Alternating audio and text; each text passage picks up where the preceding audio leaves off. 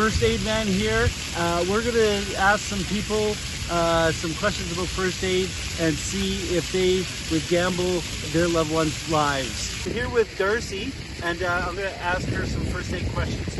When it comes to sprains, strains, and broken bones, what does the acronym RICE stand for?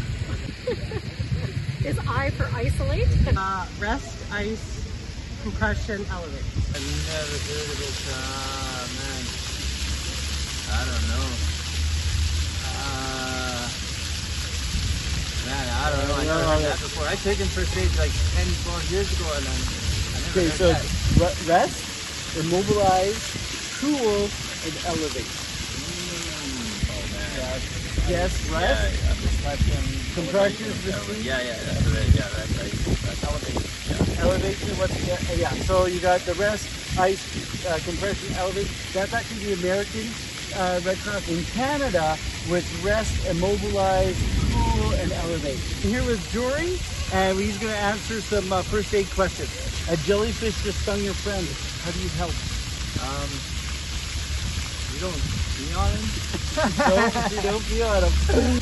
Stung by a jellyfish. Take him to a doctor. I watch Friends.